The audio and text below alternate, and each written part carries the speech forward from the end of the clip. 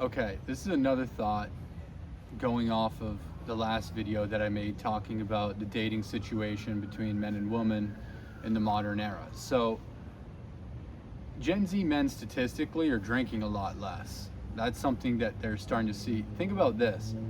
A lot of the criticisms that come from, let's just say, the red pill sort of perspective of, women and their behavior in today's day and age. Imagine if the same the same attitude that Gen Z is taking towards alcohol, statistically they're drinking a lot less. Gen Z, Gen Alpha, and Gen Beta all took towards pornography consumption or the OF or whatever, the sources are these days.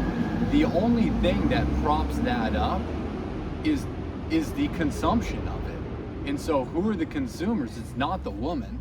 It's not the woman. I mean, you can criticize the behavior and the fact that you have multi-millionaire OF models, and then you have people who are literally building the streets that are living paycheck to paycheck, and it's a totally fair criticism.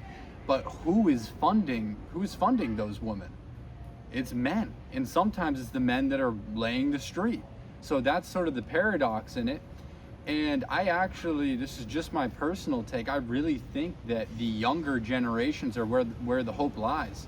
I don't have that much faith in the Gen X or the boomer men and being the ones that are going to initiate this. And I was reading that statistic the other day that Gen Zs are drinking less, and it's sort of like, why couldn't you just apply that into another vice?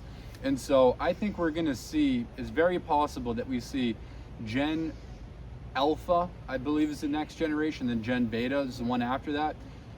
I wouldn't be surprised at all to see a consciousness arise from those young men, influenced likely by Generation Z men, saying, yeah, we're not doing this anymore, we're setting the table totally differently. You're out of the friend group, we're just not rolling with you if you're acting like this, and that becoming like a true social stigma.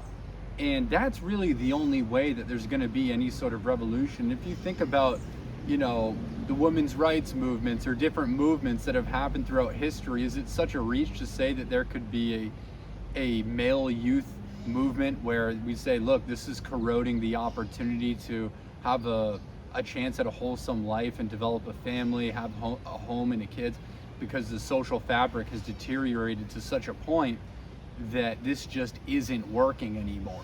And you have people who really are undeserving, talentless individuals making millions, but who is giving them the millions? That's sort of what it comes back to. And a lot of the times it's older, desperate men. And that's just the reality. It's also young men too. It's young men too. But I actually have a lot more hope in the younger men to come through on this than I do necessarily the older. So this is just sort of a new consciousness that I'm projecting out there, and I'm curious to see some feedback on this. If maybe you're noticing the same thing for younger people, if you could comment on this. There's a lot of interest in the semen retention and just being in control of your life, abstaining from drugs and alcohol.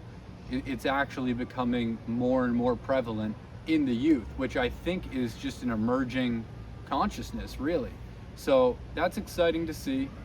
And I wanted to chime in and add that onto the last video.